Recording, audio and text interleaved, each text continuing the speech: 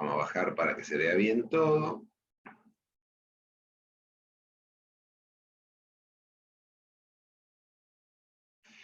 Y hoy vamos a hablar de homicidas de comportamiento sistemático, entre dos puntos, el perfil criminal. Nuevamente vamos a volver a decir cosas que ya hemos dicho en otras clases, que estudiar este tema, por ejemplo el del perfil criminal, necesariamente nos lleva al campo de la participación de las ciencias de la conducta en la investigación criminal.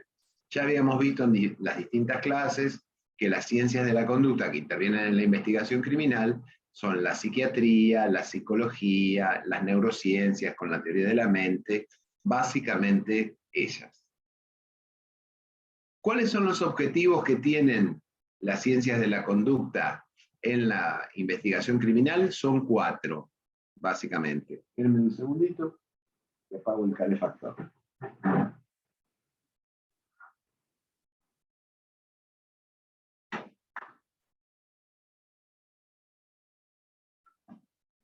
Básicamente son 4.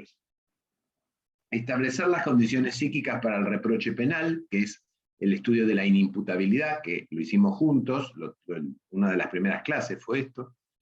Después determinar la aptitud para estar en juicio, lo vimos también dentro de esa misma clase. Trazar el perfil criminal, que es lo que vamos a ver hoy, y dar los fundamentos para la autopsia psicológica.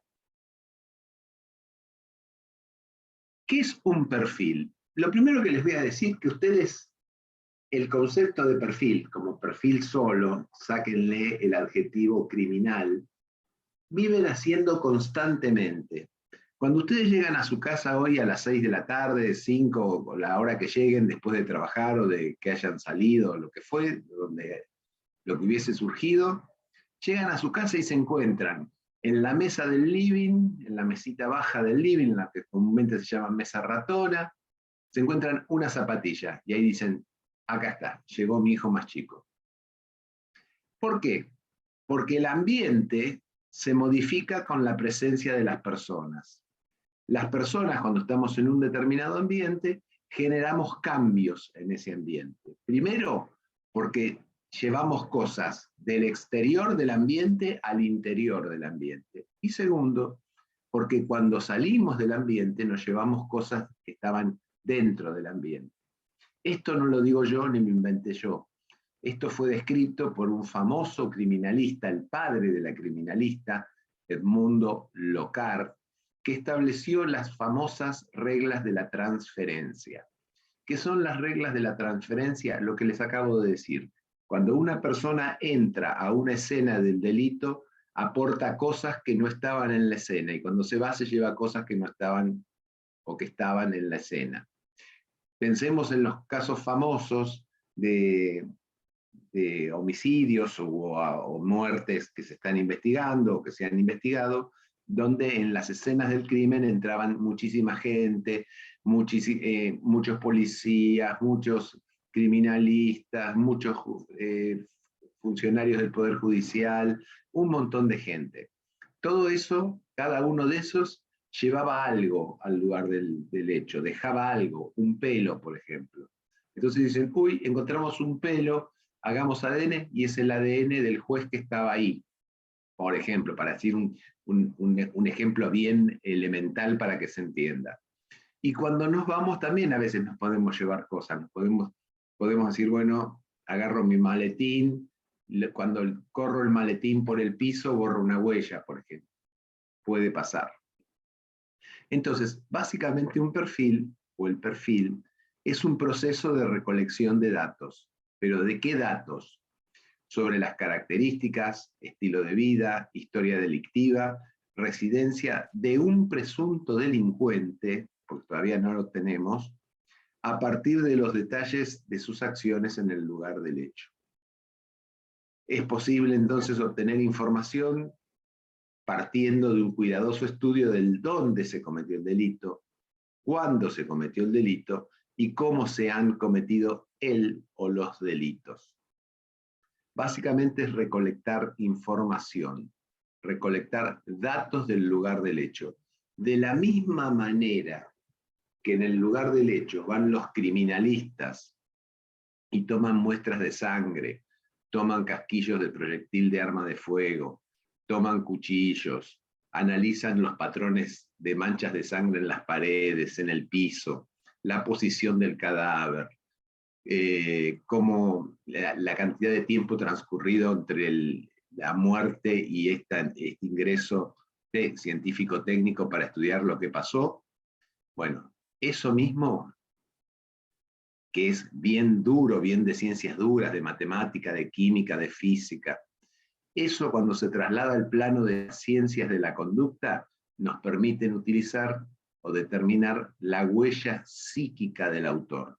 De la misma manera que el criminalista encuentra una huella del dedo pulgar sobre el vidrio de una mesa, por ejemplo, y la levanta, la levanta es, digamos, hay un procedimiento para que esa huella se calque en un lugar que sea fácilmente transportable. El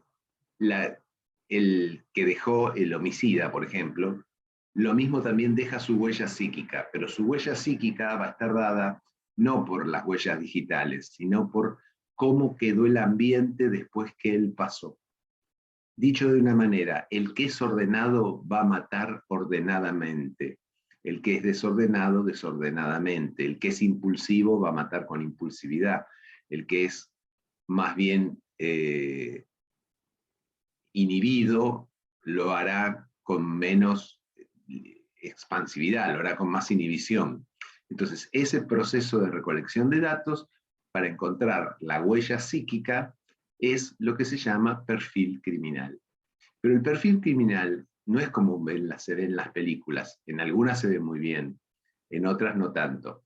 No es que el perfilador criminal le va a decir al juez o al fiscal o a quien lleve la investigación, se trata de fulano de tal quien lo mató. No, eso no es así. Le va a dar las características de personalidad que se van a desprender de cómo quedó la escena del crimen.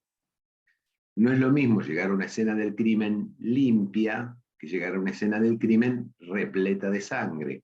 No es lo mismo que haya escrituras en las paredes, o simbología, o signos de tipo religioso, alusiones referidas a cuestiones de textos bíblicos o textos antiguos.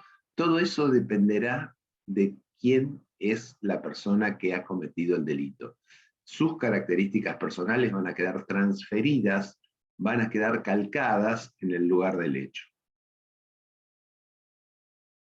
Para que algo en el mundo de los científicos sea considerado científico, sea respetado científicamente, tiene que tener una teoría y un marco de referencia que lo sustente.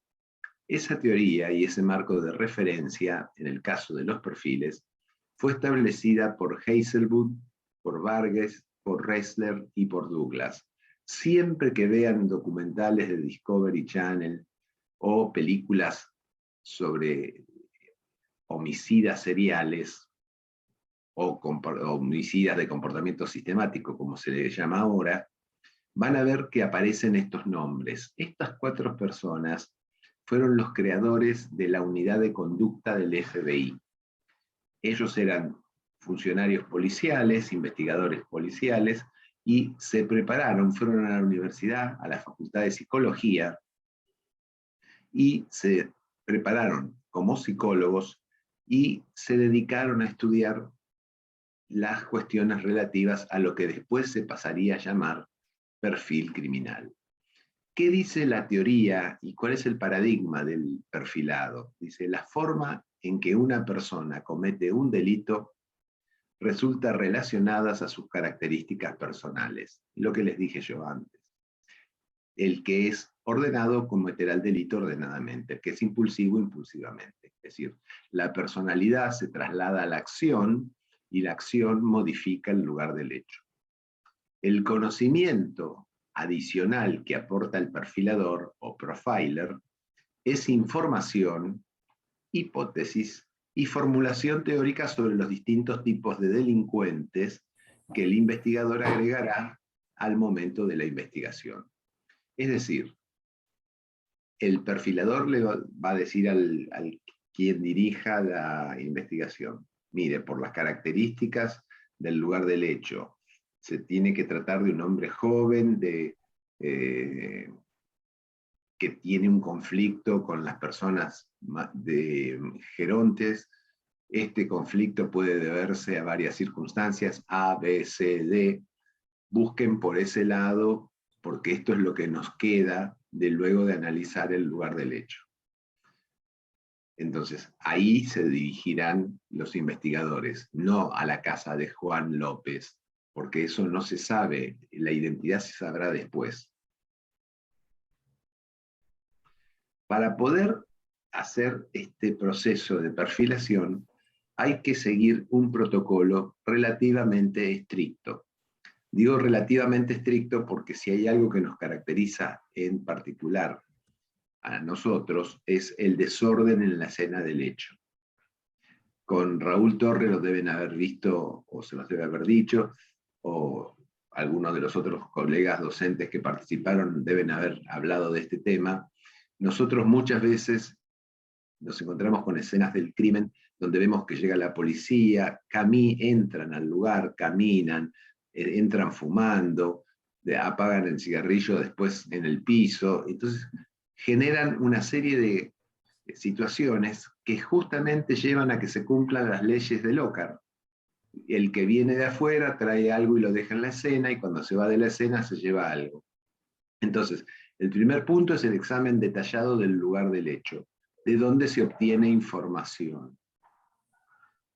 ¿Qué información se obtiene? Además de la información que obtienen los científicos de la investigación del delito, como por ejemplo, si hay sangre, el grupo, el ADN, el tipo de fluido que tiene la ropa interior de la víctima, si hay signos de deflagración de pólvora, etc.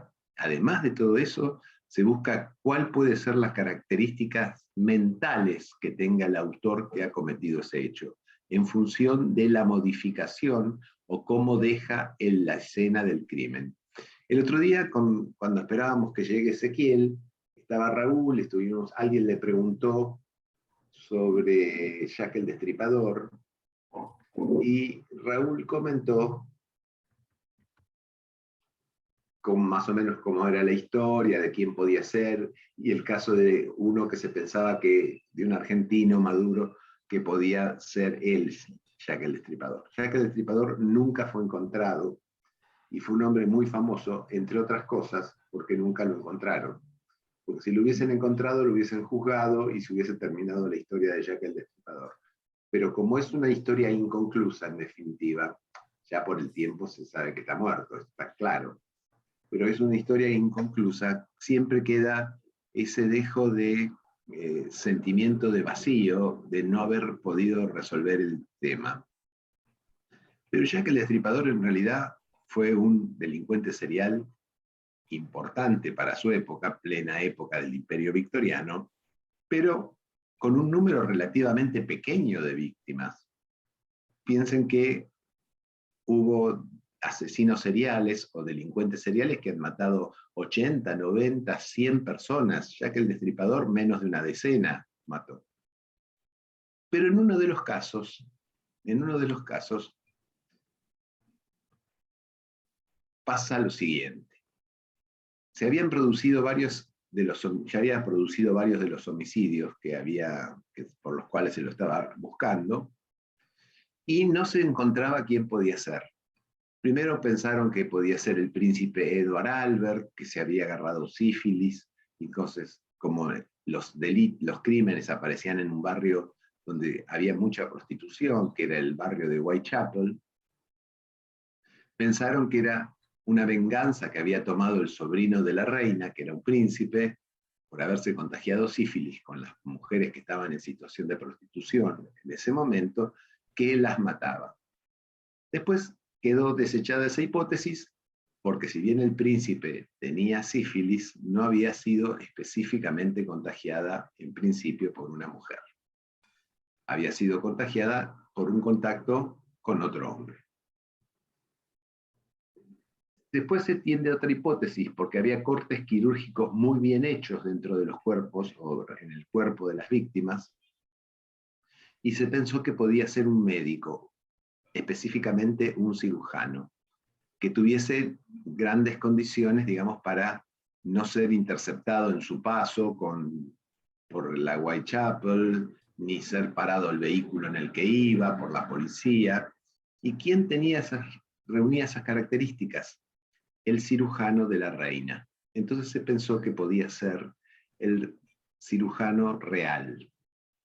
Pero el cirujano real era un hombre muy mayor y no condescendía su movilidad, su destreza en cuanto a movimientos con las que usaba Jack el Destripador, que indudablemente tenía que ser un hombre joven y con muy buen estado o preparación física.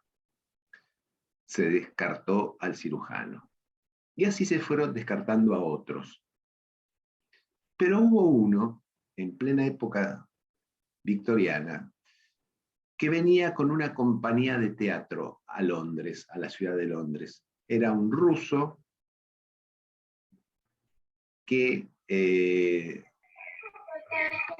había venido con su compañía de teatro a la ciudad de Londres, y era un hombre medio especial, con un carácter raro, distante, enigmático.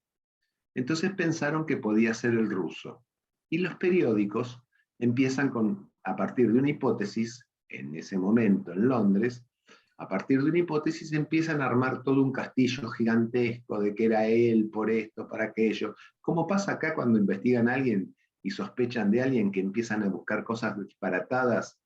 Sí, claro, la esposa apareció muerta y él estaba en Punta del Este, entonces se tomó un avión de Punta del Este para venir hasta la ciudad de Buenos Aires, de ahí para ir hasta Córdoba, de Córdoba contratar a un sicario, el sicario matar a la mujer, el tomarse el avión y volverse a Punta del Este. Una cosa medio tirada de los pelos, medio traída de los pelos, muy poco verosímil y muy poco probable además que suceda así. Porque además hay un sistema de control aéreo, y demás. Entonces, empezaron con este hombre a decir cosas de que tenía que ser él. Esto lo enfureció a Jack el Destripador. Y escribe, luego de atacar a la quinta víctima, escribe con sangre en la pared: los judíos no son responsables de nada. ¿Por qué? Porque este actor ruso que venía con la compañía de teatro era judío, trabajaba en el teatro, era un actor, una profesión que era muy mal vista por esa época, era tenida como una profesión para mujeres prostitutas, para hombres homosexuales, en el criterio de esa época, ¿no? Entonces, Jack, al ver que los medios le daban tanto protagonismo al actor, que además no tenía nada que ver, el pobre actor que venía de Rusia, escribe: los judíos no son responsables de nada. ¿Para qué? Para que la policía leyese eso, en letras gigantescas lo escribió, leyese eso y tomase conciencia que su orientación de pesquisa, digamos, la búsqueda que estaban haciendo, estaba siendo equivocada. Se estaba centrando la mirada sobre una persona que no era la que cometía los delitos. La que cometía los delitos era Jack, que fue el que dejó el mensaje en el lugar del hecho. No sé si se entiende lo que estoy explicando. Jack deja un mensaje escrito con sangre en el lugar del hecho para decir: quien comete los hechos soy yo, no me quiten el valor o los laureles a mí y se los den a alguien que no tiene nada que ver. Entonces, eso es importantísimo, porque ahí estamos viendo que es una información muy importante. Por otra parte, si llegamos a una escena de crimen y nos encontramos que hay 3 personas desnudas muertas en la escena hay 3 personas desnudas, ensangrentadas, y una persona muerta, una de las cuales está muerta en una escena del crimen terrorífico. y encontramos en el lugar del hecho, además de esa enorme cantidad de sangre, 2 personas vivas diciendo, haciendo conjuros contra el demonio, el padre, desnudas 2 mujeres, el padre de estas 2 mujeres, desnudo, tirado en el piso, absolutamente cortajeado, cuyo rostro fue irreconocible, digamos, era irreconocible desde el punto de vista práctico, nos está diciendo otra cosa. ¿Cómo lo llamaron acá? Este fue un caso de la Argentina, el crimen satánico. Le adjudicaron una cuestión satánica a una cuestión que no tiene nada que ver con el satanismo, sino tiene que ver con la patología mental, con una enfermedad mental que tenía una de las partícipes que indujo en la otra partícipe, que era más vulnerable, el delirio. Compartieron la estructura delirante de que el diablo estaba en el cuerpo del padre y tenían que sacrificar al padre para poder eliminar al diablo. Entonces así vamos obteniendo información. Vamos obteniendo un montón de información del lugar del hecho, de las características que tiene, cómo queda, y eso luego que la obtenemos, toda esa información, vamos a ver que hay alguna que es más representativa o tiene más importancia que otra. Entonces categorizamos, decimos, esto es más importante, luego sigue esto, luego sigue esto, luego sigue esto y luego sigue esto. Una vez que tenemos la información ya calificada y clasificada, como más importante, menos importante, y clasificada en manchas, escrituras, desnudez, rotura de ropas, etcétera, etcétera, etcétera, ahí tratamos de reconstruir mentalmente nosotros, a través de nuestra imaginación, tratamos de reconstruir lo que pudo haber pasado, la escena que pudo haberse dado en ese lugar, cómo pudo darse esa escena en ese lugar, qué comportamiento habría tenido el autor y qué comportamiento habría tenido la víctima. Una vez que tenemos estos 3 ítems completos, examen del lugar del hecho, categorización de la información obtenida, reconstrucción, es decir, el armado de cómo pudo, la probabilidad de que haya sido de tal o cual manera, le damos el perfil, armamos el perfil, decimos tiene que ser un hombre que vive solo, que no tiene amistades, que se maneja por determinada zona, bueno, todos estos datos que se van obteniendo del lugar del hecho, se lo damos al investigador para que comience a seguir la investigación en esa dirección, si él lo considera necesario.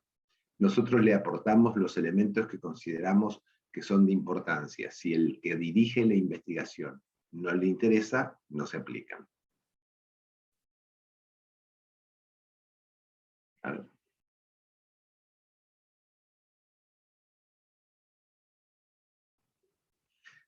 Antes de seguir, es necesario que estudiemos una diferenciación en los tipos de homicidios entre el homicidio en masa, el spree killer y los homicidas seriales. Porque una cosa que es muy importante tener en cuenta, solamente el perfil se aplica para los delitos que admiten la variedad serial, en este caso el homicidio serial. Pero los delitos seriales tienen que tener determinadas características que son definidas por estudios serios que ahora vamos a ver, entre ellos los estudios del FBI. Y tienen que tener varias características que ahora vamos a ver. Por eso es necesario diferenciarlos de los homicidios en masa y de los spree killers.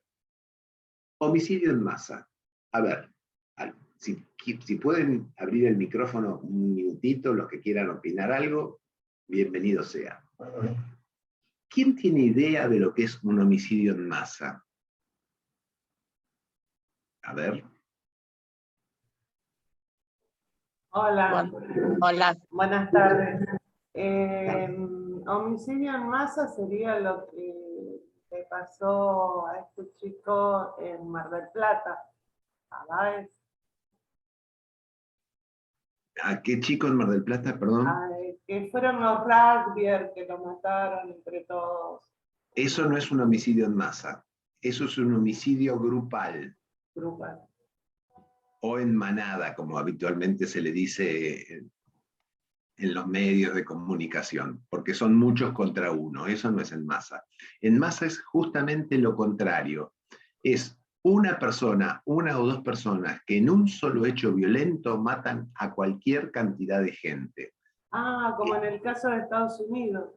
Como en el caso de Estados Unidos, de los tiradores, el caso de Estados Unidos de cuando el avión se estrella sobre las Torres Gemelas, donde primero se estrella un avión, después se estrella otro, pero la cantidad de víctimas fue enorme. Es decir, hay un solo hecho criminal, hay una sola acción criminal que trae como consecuencias multiplicidad de víctimas y multiplicidad de víctimas muertas. Por eso es un homicidio. Ahora bien, un spree killer, ¿qué se imaginan que es? Killer es asesino y spree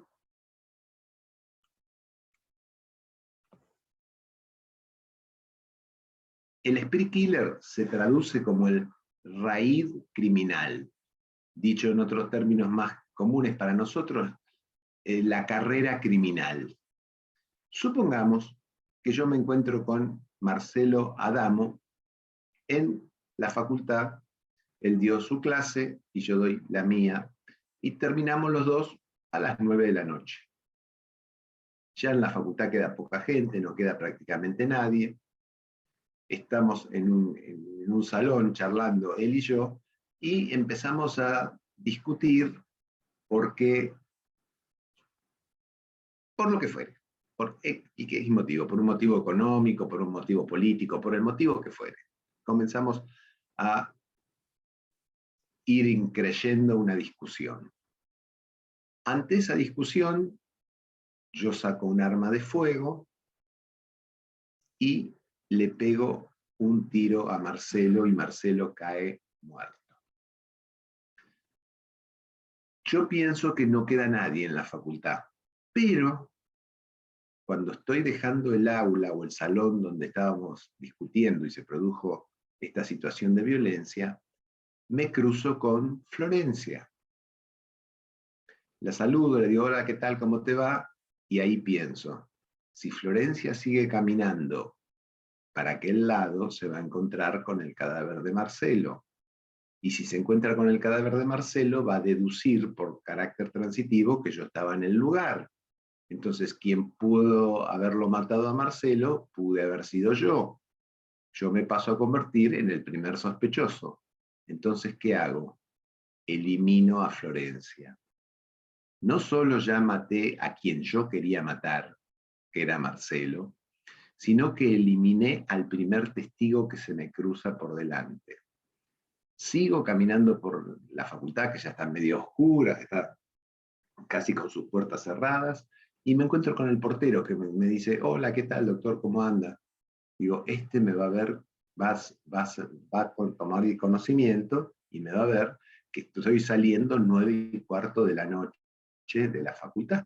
Entonces, cuando descubran el cadáver de Marcelo y de Florencia, van a decir, estos fueron hechos entre tal y tal hora, justo la hora coincidente con la que me ve el portero. ¿Qué les parece a ustedes que tengo que hacer para evitar que ese portero declare? Los escucho. Los mato también. Exacto. Entonces ahí está la carrera o raíz criminal.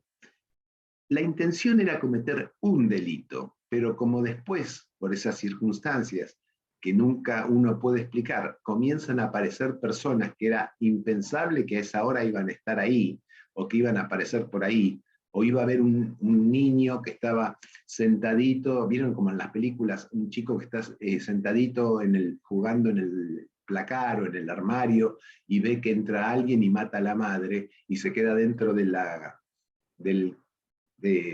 placar, del armario o atrás de un mueble, quietito para que no lo vean. Bueno, si lo ven, saben lo que le va a pasar, a pesar de que es un niño. Entonces, es justamente el spree killer es eso, es aquel que en un solo hecho delictivo mata a varias personas cuando el objetivo era matar a una sola en específica.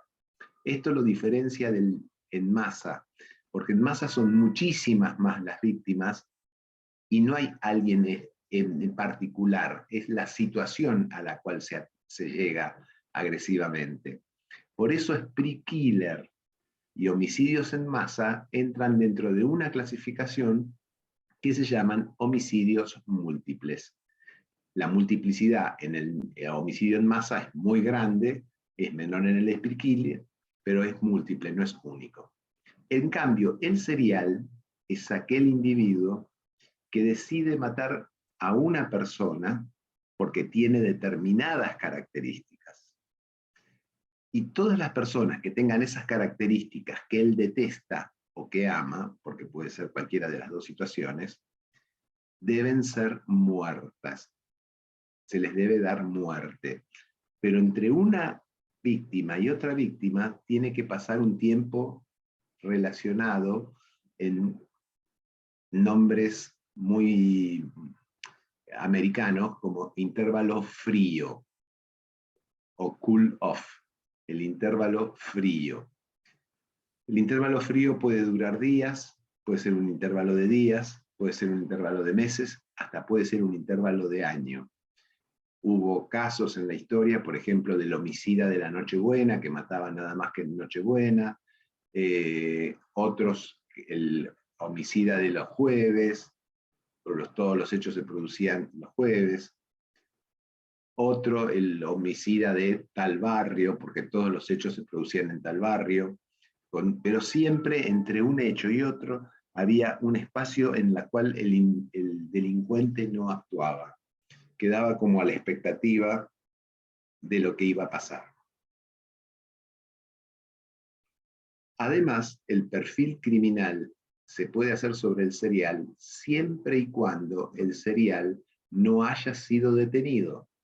Porque nosotros lo que inferimos es al revés. Desde la modificación del lugar del hecho, inferimos qué características tiene el autor. Si el individuo está detenido, ya no inferimos más nada, porque ya lo tenemos al individuo detenido. Ahí haremos una pericia psicológico-psiquiátrica, que es otra cosa. Es muy común, a veces en los tribunales se confunden y dicen, hagan el perfil criminal de fulano de tal. Si ya es el perfil criminal de fulano de tal, no es un perfil criminal. Ahí se está haciendo una pericia o un informe psicológico-psiquiátrico. El perfil es cuando el delincuente no fue habido y por las características de su conducta nosotros inferimos qué rasgos puede tener en cuanto a su aspecto físico, su lugar de residencia, etcétera, etcétera, etcétera. ¿Alguna duda hasta acá?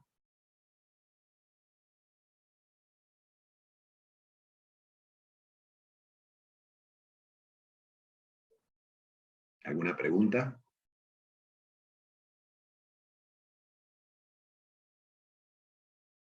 Bueno, seguimos entonces.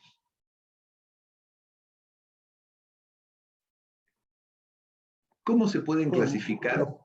Sí.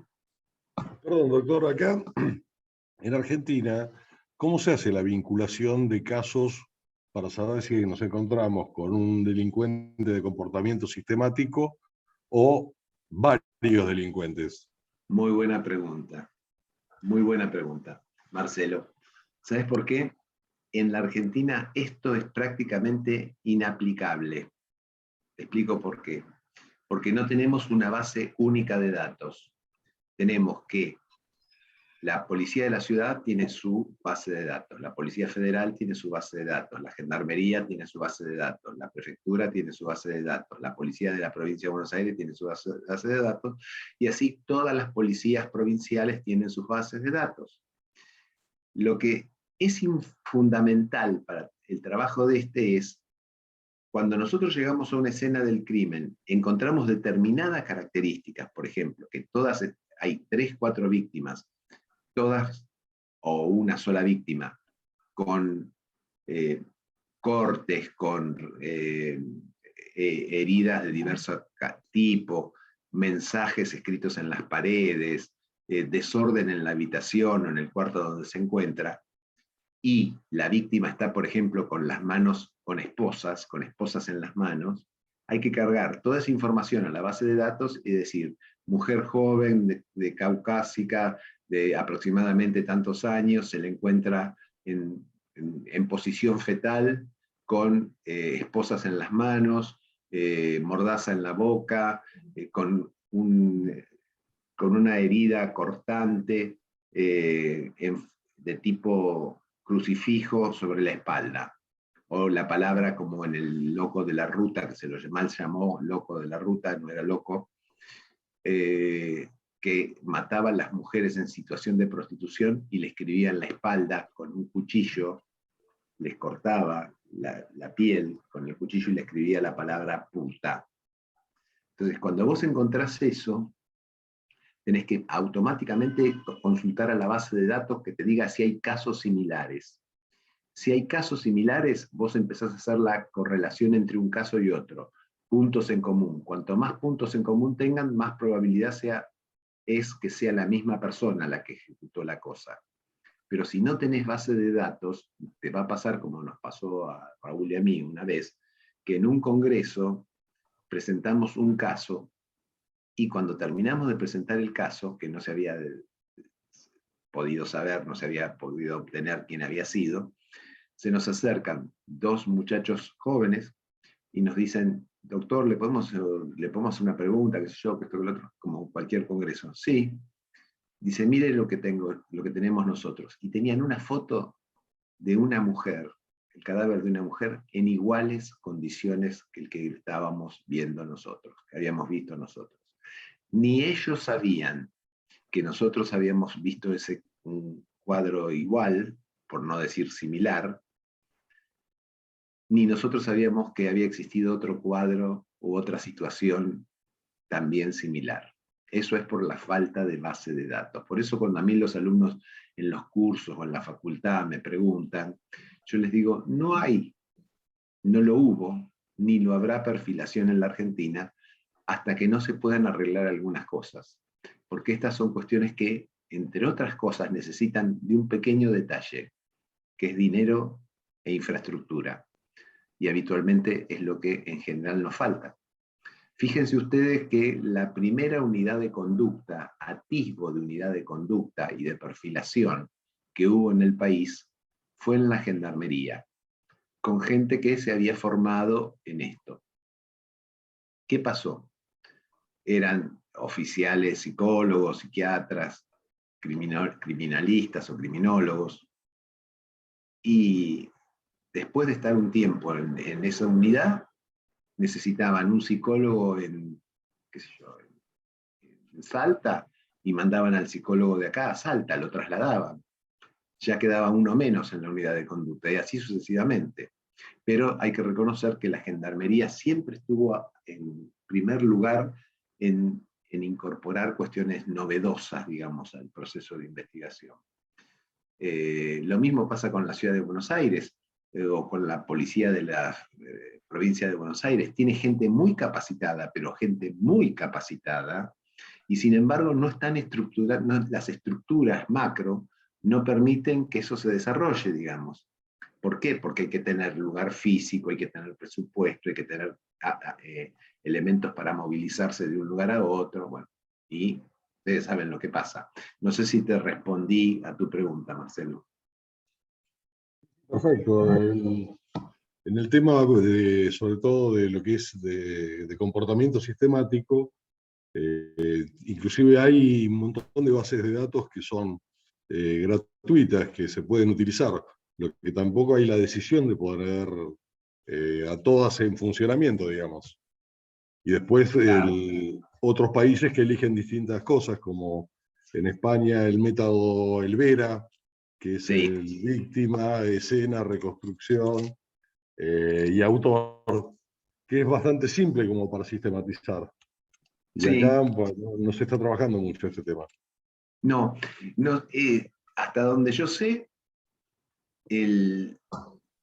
uno de los últimos trabajos, y hace ya varios años de eso, fue el que hicimos con Raúl, de adaptar el protocolo de aprehensión de delincuentes peligrosos, que los que tienen el libro de perfiles criminales lo tienen, y si no, lo buscan en internet, que ya está libre, digamos, está liberado.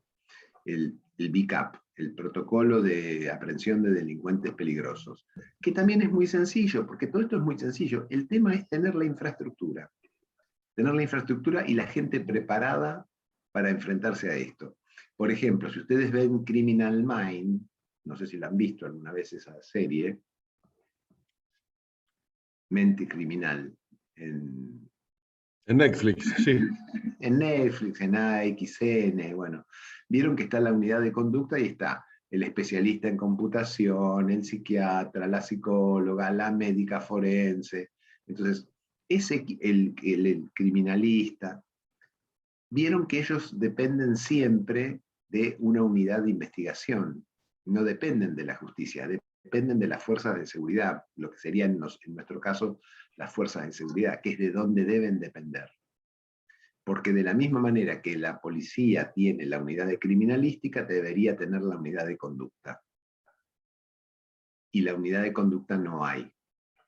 No hay. Y a pesar de que hay mucha gente preparada, muchísima gente preparada en este tema, y sin embargo no se logra avanzar más allá de lo que se ha logrado, ¿no? Bien, sigamos. Si no hay más comentarios. ¿Hay algún comentario más?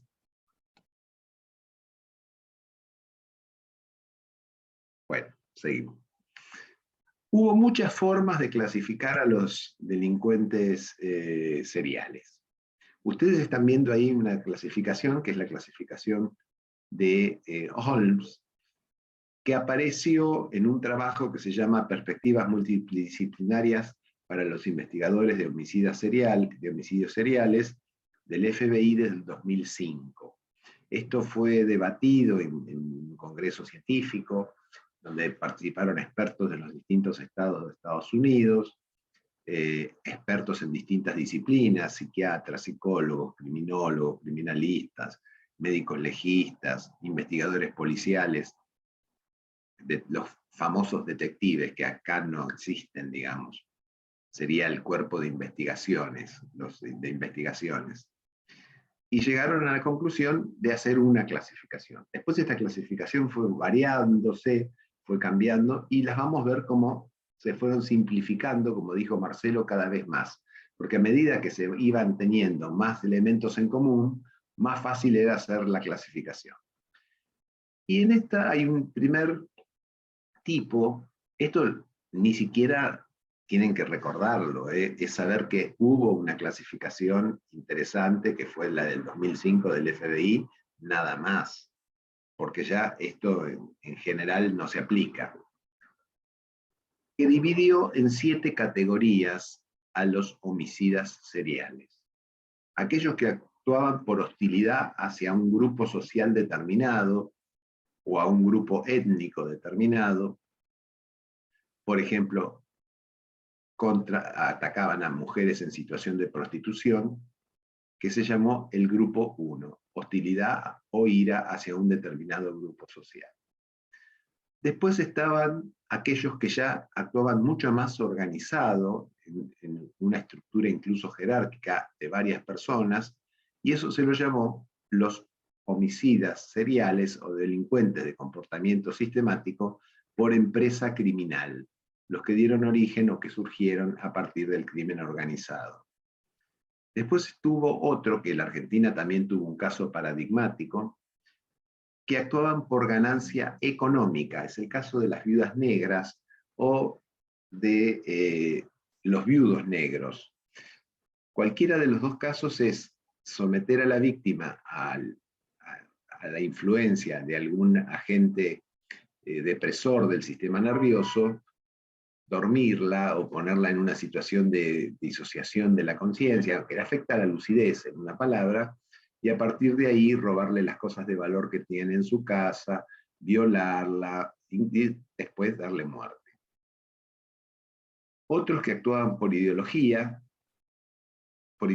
pura, sin tener en cuenta el rédito económico, como es el caso de los terroristas, los que actúan por poder, cuyo goce reside en el sufrimiento y el sometimiento de la víctima antes de la muerte, los que actúan porque están locos, que se llaman psicóticos, y los que actúan por necesidades sexuales. Cuando vimos necesidades sexuales, que vimos agresores sexuales, vimos que había tantos agresores sexuales que no se podía hablar de perfil, se hablaba de tipo. Bueno, en Estados Unidos, si bien respetan esta condición de que se habla de tipos de agresores sexuales y no de perfiles, dicen que hay muchos agresores, muchos homicidas seriales que lo son motivados por el sexo, por el placer sexual, cosa que no necesariamente va a ser así.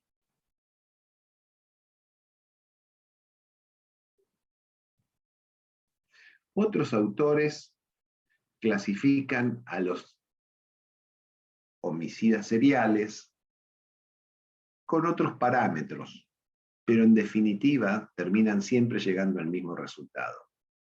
Hay una primera clasificación que lo llaman visionarios, que corresponden a los psicóticos de la clasificación anterior, que matan obedeciendo voces, que son alucinaciones auditivas, son individuos psicóticos. Hay un gran desarrollo de la fantasía a partir de las alucinaciones que el individuo tiene. Entonces dice, esta persona está embrujada, esta mujer está embrujada, hay que matarla. Y bueno, y cuando aparece esa mujer o una mujer con esas características que ellos plantean de el embrujo, por supuesto van y la matan. Los orientados por la misión, que eliminan también un grupo o etnia específica, es lo mismo que vimos el grupo 1 de la clasificación anterior. Los que buscan emociones y placer, donde la acción de matar es la que le da el placer. Hay un libro muy lindo para leer en vacaciones, que se llama Magnetizados, que es la historia de un homicida serial argentino, que está todavía en una institución psiquiátrica, es muy interesante, estuvo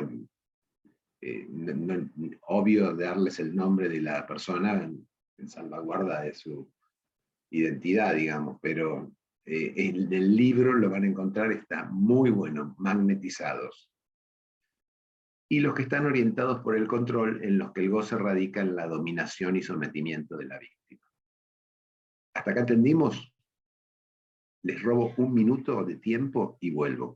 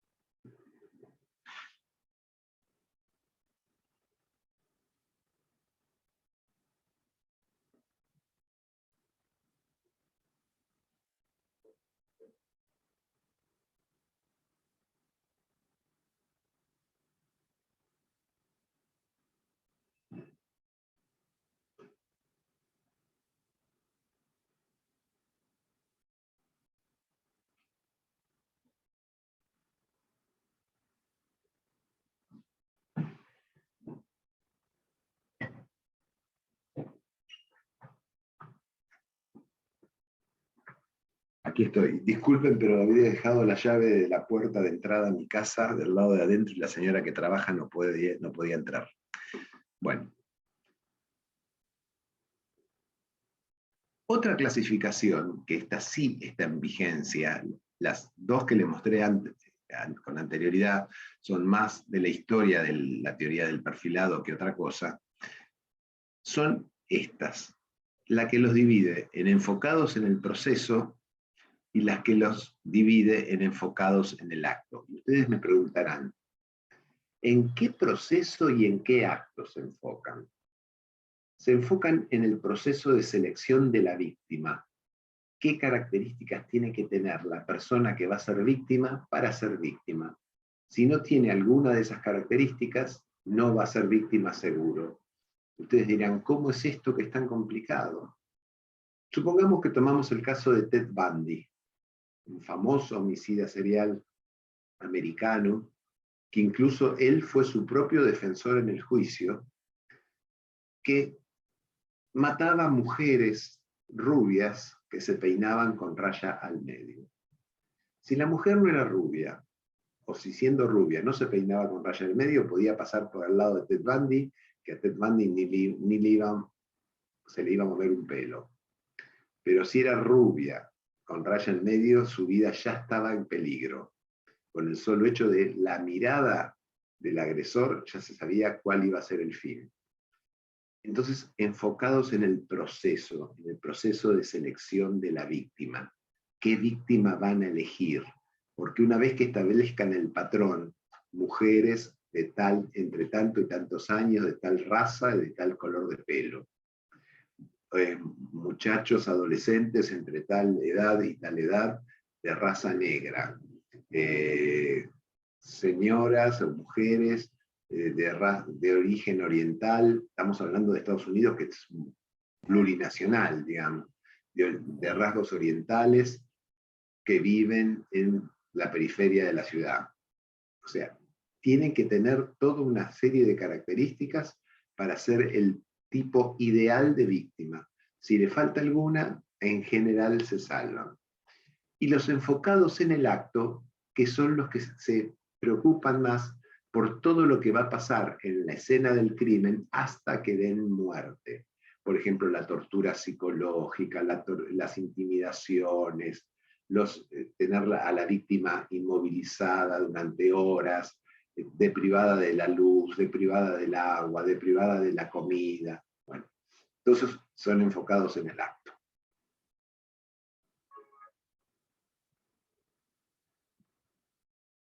Otra clasificación, y esta es bien actual, los divide en organizados y desorganizados en función de la estructura psicopatológica que tiene el agresor, el homicida. Por eso esta se dice de esta clasificación que es la verdadera clasificación de la serialidad criminal, porque no tiene en cuenta detalles geográficos, aunque los toman la cuestión geográfica, sino lo que más les se preocupan es por escudriñar qué hay en la cabeza del agresor. Se trata de poner en el pensamiento del agresor y decir, si yo fuese el agresor y estaría en esta situación, pensaría esto. Trata del individuo de entrar dentro del psiquismo del agresor, que no sabe quién es el agresor. Simplemente lo está infiriendo a partir de cómo quedó el lugar del hecho. Bueno, estas los dividen organizados y desorganizados.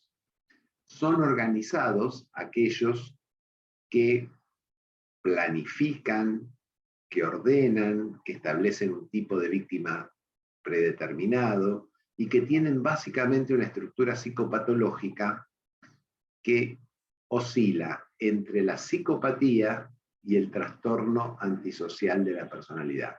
Psicopatía y trastorno antisocial de la personalidad corresponden a los organizados. A los desorganizados son individuos que están en conflicto con la realidad, tienen una realidad propia, que no es la realidad común a todos los seres que viven en esa población, tienen fenómenos como alucinaciones, como delirios, como trastornos de conducta muy importantes, conductas bizarras, extrañas, y que van a actuar de una manera absolutamente diferente a los primeros. Esos se llaman desorganizados. queremos hacer una ayuda a memoria, diremos que son organizados todos aquellos que son psicópatas o psicóticos, y son desorganizados aquellos que son psicóticos. Organizados, psicópatas y antisociales, y desorganizados, psicóticos. Por hablar rápido me confundí. Vamos a ver cómo es la conducta de ellos en el antes, en el durante y en el post de la escena criminal o de la acción criminal. Vamos a hacer dos columnas, una para organizados y otra para desorganizados.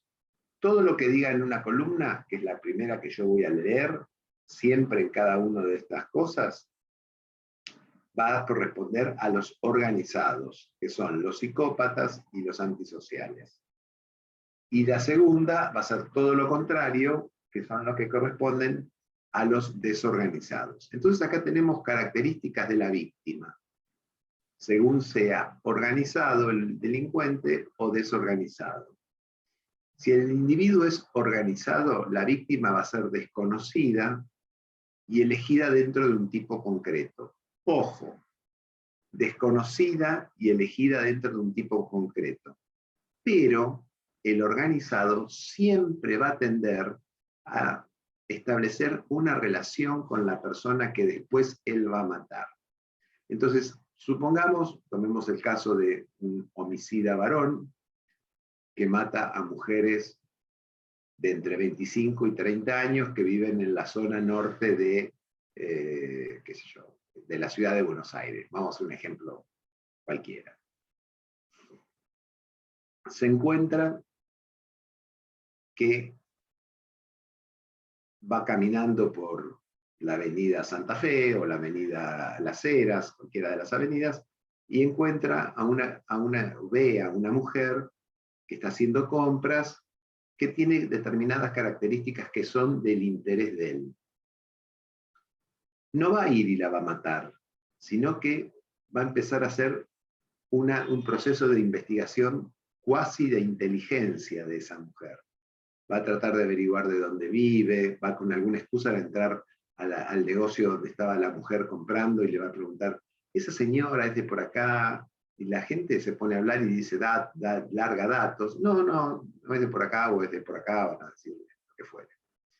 Hasta que un día va a llegar un día en el que se le va a acercar a la señora y le dice, señora, ¿sabe que la vi el otro día comprando cosas en tal lugar? Ah, sí, bueno, gracias. Ya.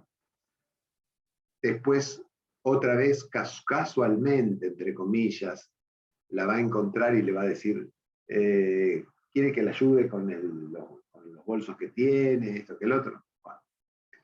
Así va a establecer una pequeña relación social, no íntima, pero una relación social, que en nuestro país no existe la costumbre de que las mujeres vayan solas a los bares. En Estados Unidos sí, es muy común. Acá también hay mujeres que van solas a bares, pero me refiero que no es la pauta cultural más frecuente. En general van entre varias mujeres o en grupo, pero que una mujer sola vaya y se siente en la barra de un bar, como pasa en Estados Unidos, no es la conducta más frecuente acá. Entonces descubre él que la mujer va a tal lugar a tomarse una Coca-Cola o una copa de alcohol o lo que fuere, y se le aparece y le dice, hola, ¿cómo le va? ¿Qué dice? Que mire qué casualidad que la encuentro acá. Y comienza a establecer un vínculo, superficial, pero un vínculo al fin. Hasta que un buen día le dice, yo voy para aquel lado, estoy con el auto, ¿quiere que la alcance? Y probablemente la mujer, como ya lo vio 3, 4 veces, se habló con él y cosas por el estilo, y le pareció una persona muy correcta, porque además tienen esa característica, que su apariencia exterior es de personas correctas, bien vestidas, con buen lenguaje, bien preparadas. Acepta, y en vez de ir a la casa, de llevar a la mujer a la casa, la lleva al lugar donde la va a matar. Entonces, es desconocida, pero dentro de ciertos parámetros. Es desconocida al principio de iniciar la acción. La acción se inicia con este cortejo previo y terminará con la muerte. Entonces es desconocida, podemos decir, para simplificar, que la víctima es desconocida y elegida dentro de un tipo concreto. Esto hace que la elección sea personalizada.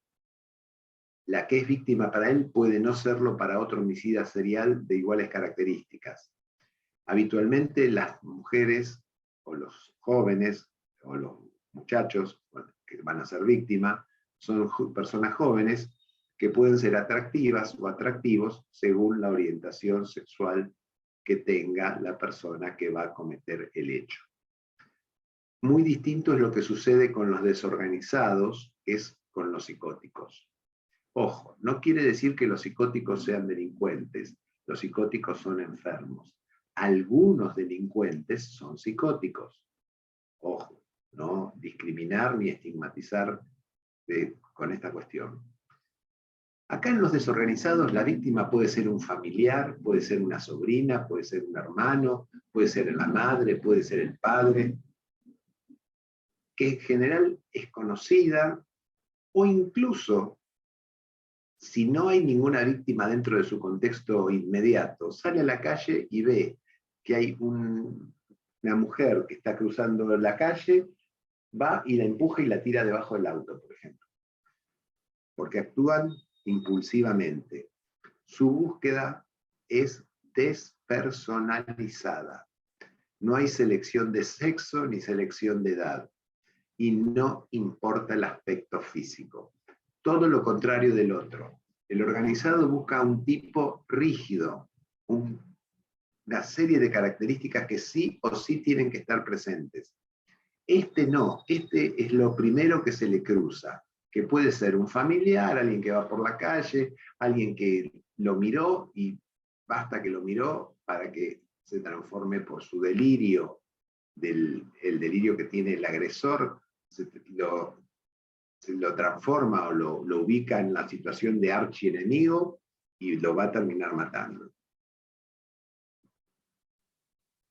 Durante la agresión, ya tenemos que en el caso de los organizados existió un primer acercamiento o cortejo, se ganó la confianza de la víctima, y una vez que se gana la confianza de la víctima, comienza a preparar la agresión. ¿Cómo va a ser la agresión en el caso de una persona organizada? Organizada. Léase, la agresión va a ser planificada. ¿Va a tener que recurrir a la violencia para someterla a la víctima? No, porque la víctima va sola al matadero, porque con esa relación que inició y ese cortejo inicial, la víctima estableció cierto vínculo de confianza. Por lo tanto, él no tiene necesidad de arrastrarla, de pegarle, de hacer esto para llevarla al lugar donde le va a dar muerte. Si no le dice, mira, estoy con el auto, te alcanzo hasta tu casa porque está feo el tiempo, hace frío. Y la mujer, como empezó a confiar en él, o la persona que va a ser agredida empezó a confiar en él, lo hace y con eso se lleva solita o solito, va corriendo o va llegando al lugar donde se va a producir la muerte. Es frecuente que la víctima esté atada. Eso se llama, desde el punto de vista criminológico, el uso de las ligaduras.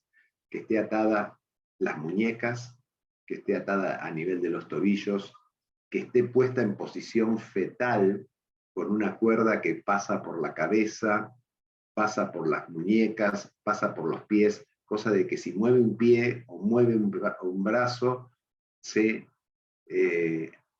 autoestrangula, digamos.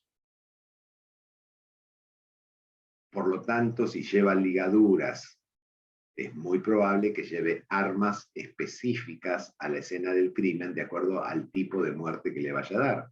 Si va a ser con arma blanca, llevará arma blanca, si va a ser con arma de fuego, llevará un revólver, una pistola. Pero previo a darle muerte, y teniendo ya a la víctima dominada, va a tener acceso carnal, acceso sexual. Junto con el acceso sexual van a comenzar las actividades sádicas para dominar psíquicamente a la víctima, no va a generar grandes cantidades de lesiones. La verdad es esa. Lo que sí va a haber un sometimiento de la víctima desde el punto de vista psicológico. Esto la va a hacer tener el control absoluto de la víctima. Le roba la voluntad a la víctima, pasa a ser él el poseedor de la voluntad que tiene la víctima. Por lo tanto, ahí va a asestar su golpe definitivo y va a matarla a la víctima. Una vez que la mató, puede pasar que quiera tener un fetiche, un objeto que le haga recordar a esa persona que mató, y que puede ser un pedazo de un mechón de pelo, puede ser un documento, puede ser una parte corporal. Habitualmente son mutilaciones a nivel de los, si son mujeres, a nivel de los pezones, le quitan un pezón. Si son hombres, le pueden cortar la lengua, lo pueden emascular, que es cortarle el pene. Pero básicamente esto es muy raro. Se ve mucho en las películas, pero no tanto en la vida real. En la vida real se ve pequeñas mutilaciones, pequeñas heridas, salvo la herida que llega a ser mortal. Porque lo que busca acá en el organizado es que la acción sea siempre con la víctima bajo poder de él, sometida a la voluntad de él. Él capta, coopta, se apodera de la voluntad de la víctima.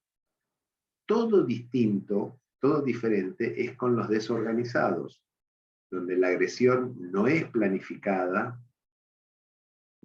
Viene una mujer doblando la esquina y se encuentra con esta persona psicótica que la quiere agarrar, la mujer trata de defenderse. Entonces hay actos violentos para el sometimiento, cosa que no hay con el otro.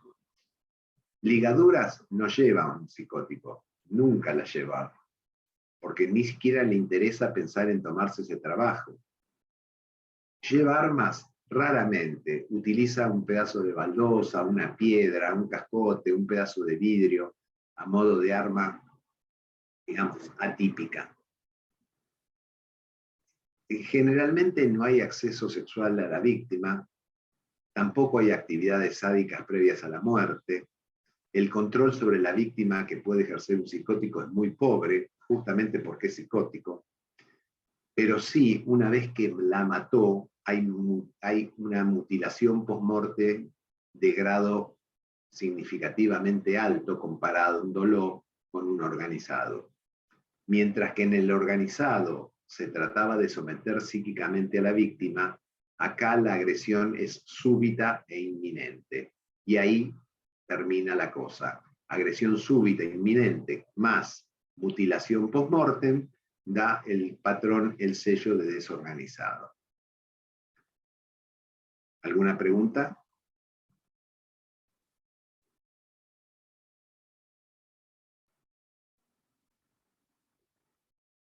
Bueno, ya tenemos a la víctima que fue elegida, tenemos a la víctima que fue convencida en el caso de los organizados, y por la fuerza en el caso de los organizados a que vayan a determinado lugar. Ahora viene, ¿qué se hace después que la agresión pasó? Los organizados ocultan el cadáver, lo entierran en lo que se llaman las sepulturas criminales y limpian la escena del crimen. Eso es muy importante. Limpian la escena del crimen. La limpian tan perfecta que en la Argentina no fue un serial, pero sirve para ser aplicado acá. Hubo un caso famoso de una chica que fue muerta y accedida carnalmente por el encargado del edificio donde vivía, que la cámara de seguridad la ve pasar por la puerta del edificio lindero, entrar en su edificio y nunca más salir del edificio. Y no encontraron en qué parte del edificio esta chica fue matada. No se encontró nunca. Hicieron las pruebas científicas más estrictas, por lo menos con las que se cuenta, y nunca se supo si fue en la terraza, si fue en el subsuelo, si fue en donde está la sala de máquinas del edificio. Nunca pudieron encontrar eso. Eso nos está indicando que eso fue una muestra de comportamiento organizado, en este caso en una sola persona. O también podemos pensar, lo que no quiere decir que sea necesariamente así, que hayan intervenido dos personas de características diferentes. Uno que inició la acción y le dio muerte, muy organizado, y otro que se desprende del cadáver de manera absolutamente desorganizada. Es muy común que el cadáver sea transportado, por lo cual hay dos escenas del crimen. La escena del crimen primaria, que es donde la muerte se produce, y la escena del crimen secundaria, que es donde la víctima se la entierra o se la deja oculta. Nada de esto, vuelvo a repetir, hacen los desorganizados. Dejan el cadáver donde lo atacaron a la persona cuando estaba viva, la escena queda intacta y abandonan el lugar dejando al cadáver en ese mismo lugar. Esto está muy bien siempre graficado en la filmografía, donde se ve que hay una mujer que está en un bar tomando una copa, se le acerca a un hombre, se ponen a hablar, después hay un par de encuentros, hasta que en un momento dado la SUB le dice de llevarla a algún lado, no es ese lugar a donde van a ir a parar, van a ir a un lugar que se va a llamar la escena primaria, donde le va a dar muerte, y luego que le da muerte, la guarda en el auto, la lleva a otro lugar donde la deja escondida, digamos, debajo de matas de vegetación, o en una sepultura criminal. ¿Qué pregunto? A ver, ¿qué característica tiene la sepultura criminal?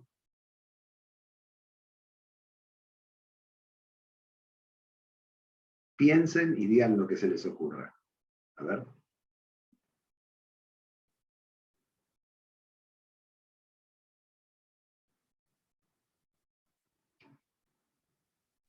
El criminal que puede ser que llegue a matar sin piedad, sin medir, sin mucho menos. Pero estamos hablando de la sepultura. Ah, sepultura, sepultura. Y de Algún sepultura lugar nada. muy escondido. Un lugar escondido. ¿Qué más? Un Pozo, pozo. El ¿Cómo? agua, puede ir al agua. El agua. ¿Qué más? un pozo en un patio, Un pozo en un patio. dentro Bien. de una bolsa de consorcio. Basura. La bolsa de consorcio no falta nunca. Muy buena la observación. Siempre la bolsa de consorcio está presente. Pero la Últimamente se sepultura están viendo criminal es casos. la que se hace en la tierra. Si no, no sería Sí. una sepultura. Últimamente se están viendo casos de enterrarlo debajo de las camas de sus habitaciones o en el fondo de su casa. Bueno, porque se van perfeccionando porque los agarraban siempre por esto, por la sepultura. Era el elemento que siempre daba el sello definitivo. La sepultura criminal, en general, no es como las sepulturas comunes que están de la superficie de la tierra para abajo. Las sepulturas criminales está el cuerpo apoyado sobre la tierra o sobre una excavación muy pequeña, ponen el cuerpo y arriba queda como una montañita. Entonces, eso cuando ven esas montañas de tierra en un terreno abierto, por ejemplo, campo traviesa, se encuentran con eso, ojo que puede haber una sepultura criminal ahí.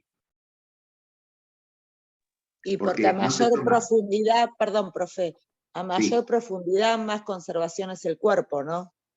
Claro, y menos olores salen y una serie de cosas. Pero además pasa más desapercibido si vos ves un campo liso, digamos. En cambio, si en un campo liso ves una montaña de tierra que tiene aproximadamente 1,80 m de largo por 30 centímetros arriba de tierra, decís, ¿qué hay acá? Acá hay algo enterrado. Y no es específicamente un tesoro lo que está enterrado ahí. Esa es la característica de la sepultura criminal. Los métodos, los lugares que ustedes dijeron, el agua, escondida entre troncos o entre árboles o entre vegetación, también está bien. Pero básicamente ocultan el cadáver, pero hasta ahí lo ocultan. No se preocupan por ser muy prolijos, porque su personalidad le impide ser muy prolijos, aunque son organizados. Limpian la escena del crimen y transportan el cadáver. Bueno, eso ya lo vimos. Otra de las cosas que tenemos que ver es ya no en cuanto a la víctima, no en cuanto a la sepultura, no en cuanto a la conducta mutilante o no mutilante que hay después de asestar la agresión homicida, sino las características de personalidad, así a muy grandes rasgos, que tienen los organizados respecto de los desorganizados. Los organizados en general, al ser psicópatas o trastornos antisociales de la personalidad, tienen un cociente intelectual elevado. ¿Saben qué es el cociente intelectual? El cociente intelectual es dividir la edad mental sobre la edad cronológica y multiplicarla por 100. Esto quiere decir que hay un paralelismo entre la edad mental y la edad cronológica aproximadamente hasta los 45 años. A partir de ahí comienza un deterioro progresivo del cognitivo, incipiente, pero puede empezar a bajar el rendimiento, por lo cual se disocia la edad mental de la edad cronológica. Pero supongamos que tenemos una persona de 20 años de edad cronológica. ¿Qué edad mental se supone que debería tener si van en paralelo? 20. 20. 20 dividido 20, ¿cuánto nos da? 1. 1 por 100, 100. Quiere decir que el cociente intelectual sería de 100 unidades. Ahora, la edad cronológica es fácil saberlo por el documento de identidad si es que están anotados, ¿no? Esto también hay que recordarlo.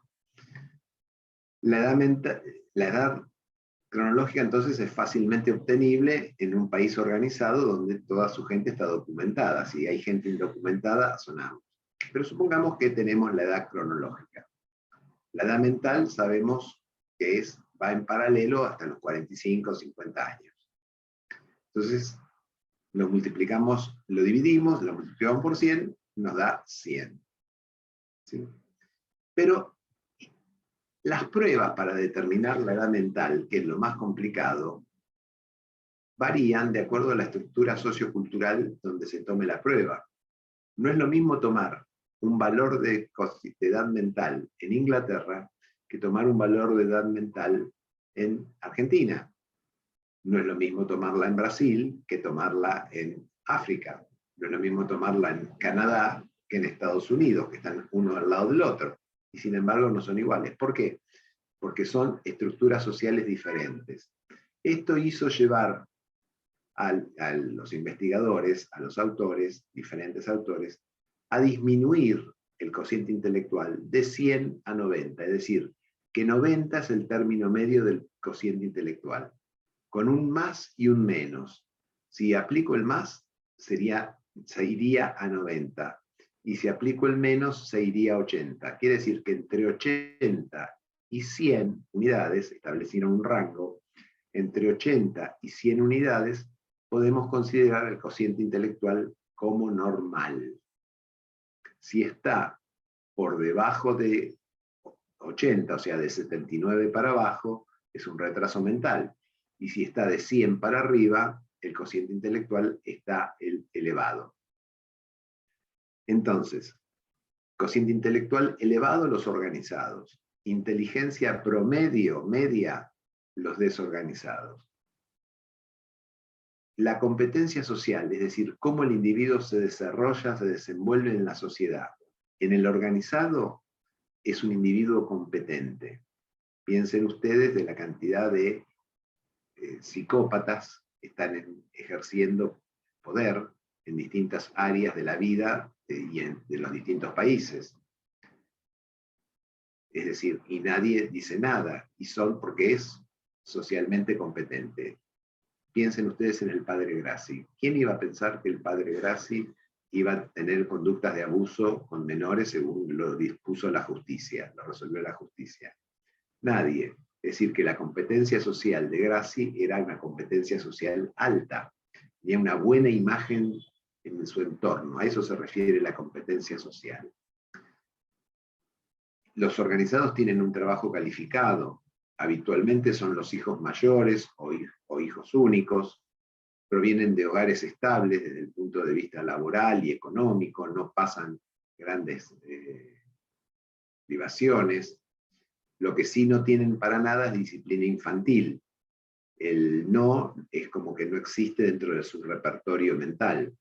¿Por qué? Porque ahí hay un trastorno dado por el rol paterno, que el rol paterno es el establecer la prohibición. Si esto no está bien manejado y se le permite hacer cualquier cosa al niño, la cosa es compleja. Esto va a hacer que, si no tienen no, la disciplina infantil va a ser escasa. Independientemente de todo ello, se van a mostrar controlados durante el hecho criminal. Van a mantener siempre el control, siempre tienen la cabeza fría pensando en lo que están haciendo. El 70%, por estadística, habría que revisar esta estadística, son heterosexuales, ocasionalmente tienen acciones de masturbación en la escena del crimen, muy raro, pero pueden tenerla. Ocasionalmente pueden tener alguna disfunción sexual, habitualmente no tienen, y son mucho menos excitados. ¿Por qué? Porque son mucho más mentales que los desorganizados. Los desorganizados, como habíamos visto, tienen inteligencia media, son inmaduros socialmente, baja calificación laboral, son los hijos más chicos, los últimos hijos de una pareja. El hogar es inestable desde el punto de vista socioeconómico en muchos casos, hay excesiva disciplina infantil, muchos malos tratos de chicos, durante el hecho criminal se ponen muy ansiosos, según la estadística el 100% admiten la variedad heterosexual, esto también habría que revisarlo, estas estadísticas, porque ha cambiado mucho la cosa. Sí realizan actitudes masturbatorias en el lugar del hecho, porque presentan muchas disfunciones sexuales y el goce lo obtienen a través de la masturbación compulsiva. Por lo tanto, durante el hecho son mucho más excitables. En el caso que yo les recomendé del libro Magnetizados, véanlo y se van a dar cuenta claramente qué perfil es. Si lo quieren buscar, yo creo que si lo buscan en internet, lo encuentran el libro. Pero si no, lo compran, es un libro barato, no es un libro caro, y a ustedes que les interesan estas cosas, les va a venir bien tenerlo. Otro tipo que existe entre los organizados y los desorganizados es lo que yo les hablaba del caso de la chica que fue muerta en Palermo por el portero o el encargado del edificio, donde parecía una primera parte del hecho criminal muy organizada y una segunda parte muy desorganizada. Cuando esto sucede, se llaman homicidas de tipo mixto. Es que son organizados que luego se van desorganizando, o bien son dos personas distintas. Una es organizada y el otro es desorganizado. ¿Cuáles son los mitos que existen sobre los homicidas seriales? Esto es lo que se ve en las películas y son mitos, no tienen nada que ver con lo que sucede en la realidad. Esto también surge del estudio para investigadores de homicidas seriales del FBI del 2005, publicado en el 2006, y esto sigue teniendo vigencia en la actualidad. Primero, el primer mito es que son solitarios. No es cierto. Se puede ser un homicida serial y vivir perfectamente en familia, vivir en sociedad, y nadie sospechar que está comiendo, durmiendo, o compartiendo living con un homicida serial. que son todos hombres y de raza blanca. No es cierto. Hay homicidas seriales de todo tipo étnico y de todo tipo de género. De hecho, nosotros hemos tenido una gran envenenadora llamada Gilla Murano, que pedía préstamo a sus amigas y luego las mataba para no devolverle la plata. Otro mito es que están todos motivados por el sexo. Ya vimos el comportamiento sexual durante la escena, durante el hecho criminal, y vimos que la actitud sexual varía en los organizados respecto de los desorganizados, y que no es esa la primera motivación. Que todos viven y operan en distintos lugares. No es cierto. Está demostrado que existe un perfil geográfico. Los homicidas seriales, o los delincuentes de comportamiento sistemático, como se los llama ahora, siempre actúan a partir de su lugar de residencia en un radio de 3 kilómetros. Quiere decir que si nosotros hacemos un círculo que tenga 3 kilómetros de radio, en el medio vivirá esta persona. De esta manera, en estas 30 cuadras, él conoce muy bien las salidas, los ingresos del lugar para poder huir de la acción policial. Otra de las cosas que hacen es no llamar la atención, porque son gente del propio barrio, entonces no llaman la atención. Por lo cual, esto de que viven en un lugar y operan en otro es falso, absolutamente falso. En general, el coto de casa para estos delincuentes es 3 kilómetros alrededor de su lugar de residencia. Que todos son enfermos psiquiátricos, no es cierto, solamente son enfermos psiquiátricos los desorganizados. Los otros tendrán un trastorno de personalidad, pero no son enfermos psiquiátricos en el sentido estricto del término. Y que todos quieren ser atrapados es una cuestión que surge más bien de la filmografía, donde a partir justamente de Jack el Destripador, de un caso hicieron una generalización, porque Jack el Destripador le escribió una carta al jefe de policía de Londres, de Scotland Yard, que se llamó la famosa carta del Dear Boss, querido jefe, donde le decía que había matado a tal persona, que le había sacado el riñón, etcétera, etcétera, etcétera. Bueno, para engañar, para incitar a la policía que busque en tal dirección, en tal otra dirección, con un juego que se llama Atrápame si puedes. Eso es más de película que de realidad.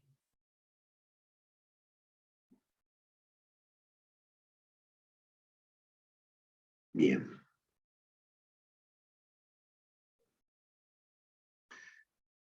Vamos a ver ahora el tema de los perfiles criminales desde el punto de vista de qué estructuras psicopatológicas subyacen. Bueno, si nosotros hablamos de los organizados, tenemos que hablar de dos estructuras psicopatológicas: el trastorno antisocial o asocial, o el trastorno psicopático de la personalidad, o el paso previo a tener el trastorno psicopático o antisocial, que es el trastorno disocial. Y si hablamos de desorganizados, tenemos que hablar del trastorno psicótico. En el medio queda lo que figura como trastorno límite o borderline, que significa que es el que se da en los crímenes pasionales. Habitualmente, cuando hay crímenes pasionales frente a pérdidas, separaciones o duelos, se puede llegar a matar, pero a partir de este trastorno y no de los otros. Básicamente, las características que tienen los psicópatas o antisociales es inteligencia notable, un encanto exterior, son muy entradores, por así decirlo, ausencia de alucinaciones o pensamiento irracional, falta de confiabilidad, mendaces, ausencia de culpa, conducta social, egocentrismo, incapacidad para amar, porque nunca aprendieron a tener empatía con el otro, la promiscuidad sexual, el consumo de tóxicos y las amenazas de suicidio que raramente cumplen. Ese es el patrón, el perfil de Crickley para los psicópatas o antisociales. Beerbaum describió un sistema de estímulo-respuesta que dijo que lo esencial de estos individuos psicopáticos era la desproporción entre el estímulo y la conducta de respuesta que producían. Es decir, si yo voy por la calle, estoy manejando mi auto, y paro en un semáforo y viene alguien con un arma y me dice, dame el auto y andate, y me voy, le doy el auto y se va, es una cosa. Distinto es que le doy el auto con las llaves, me hace poner de rodillas y me mata. Bueno, eso es una desproporción entre el estímulo y el fin o la respuesta que se busca. Entonces, esa desproporción es la esencial para Beerbaum. Después repite más o menos lo mismo que Kickley. Hay un descontrol de la fantasía, intolerancia psicofísica, no soportan el no, son inadaptables para la vida y su conducta es antisocial. Son inafectivos, inadaptables, impulsivos, incorregibles y amorales, según Bruno. Lo vamos a sacar, pues ya lo digo. El trastorno borderline, que es el que habíamos visto que se daba en los crímenes pasionales, es un patrón de inestabilidad en las relaciones interpersonales. La autoimagen está muy deteriorada, muy decaída, son impulsivos. El problema de estas personas con este trastorno de personalidad borderline son los abandonos, que pueden ser reales o imaginarios. Sus relaciones fluctúan entre idealizarlo al otro y despreciarlo. Tienen profundas alteraciones de la identidad. Son impulsivos, pero primero vuelcan la impulsividad sobre su propio cuerpo. Por eso son los cortes que se producen en los muslos, en los antebrazos. ¿Por qué? Porque tratan de tener como un comportamiento automutilante. Son inestables desde el punto de vista afectivo, siempre les tienen una sensación de que no están completos, de que tienen sentimientos de vacío. No pueden controlar la ira, por eso se autolastiman, y a veces, frente a situaciones de mucho estrés, generan una ideación de tipo paranoide. O sea, desde el punto de vista criminológico son los actores de los delitos pasionales, que se desencadenan frente a situaciones de abandono o separación, que se ligan al consumo de tóxicos, y en algunos casos se acompañan de desestructuración de la conciencia.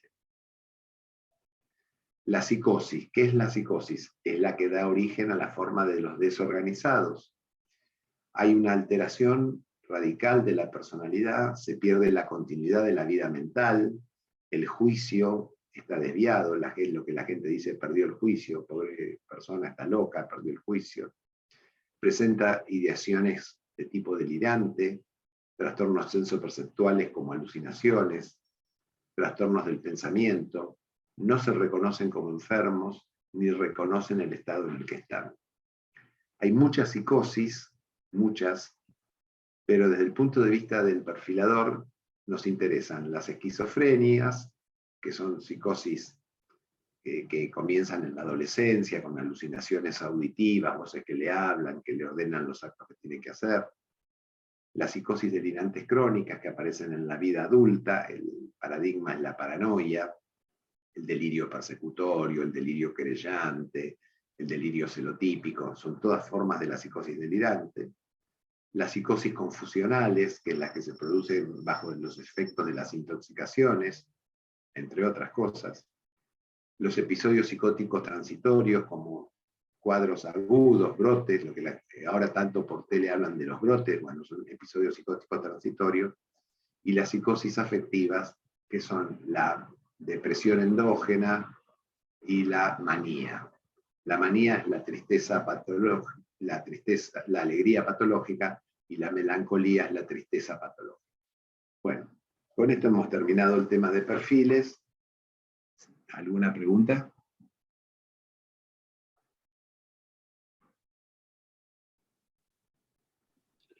Profe, con que recomendó, magnetizados lo podemos bajar desde cualquier sitio, ¿no? Lo buscamos por internet y lo encontramos. Sí, Yo supongo que está, ya por el tiempo que tiene el libro, que debe estar en internet.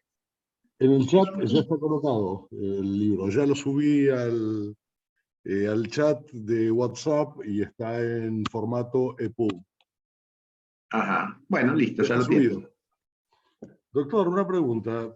Cuando uno estudia la parte de perfilación, se ve el tema del modus operandi y de la firma. El modus operandi en general mejora por aprendizaje o se deteriora.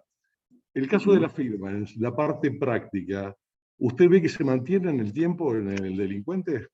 Sí, es lo último que va a perder, es como si fuese el documento de identidad del delincuente, la firma. Y La va a de mantener. la práctica se estudia en profundidad la parte de la firma. Sí, sí, Lo que la se firma, llama la firma, va la firma lo que psicológica. se llama firma, no la firma en papel. No, Sí, sí, eso no. obviamente, sí, a eso me refería. El sello, digamos, el sello, la impronta que cada uno le pone. Sí, Sí. eso lo mantiene. Es como, se llama praxia eso. Es como una praxia, una praxia, como una forma de acción, de actuar, de generar una determinada acción que se va a repetir siempre. Es como si vos manejás de una manera, siempre vas a manejar de la manera. Muy claro. Bueno, gracias. No, al contrario. Bueno, si no hay más preguntas o comentarios, ya tienen el libro, pueden bajarlo y empezarlo a leer el fin de semana, que no se van a arrepentir. Porque es un caso argentino, es uno de los paradigmáticos casos argentinos que aún está vivo. Es un hombre ya grande, pero está vivo, es la historia, forma parte de la historia criminológica argentina viviente, digamos. En una época se lo podía, los estudiantes de psicología o de psiquiatría lo visitaban en el lugar donde estaba alojado, pero después de un hecho donde una chica se descompuso, se puso muy nerviosa por la presencia intimidante, lean el libro y van a entender lo que yo les digo. Bueno, los dejo. Nos vemos la semana que viene, ¿ok? Gracias, doctor. Chao. Muchas gracias, doctor. Muy claro todo. Chao, gracias. Chao, Marcelo. Chao, chao, Chicos. Chao, chao, chao. Chao, chicos. Gracias, profe. No, de nada. Pobre Marcelo que fue víctima. Simbólica, pero fue víctima. Bueno, Marcelo, te mando un abrazo. Un abrazo grande. Chao.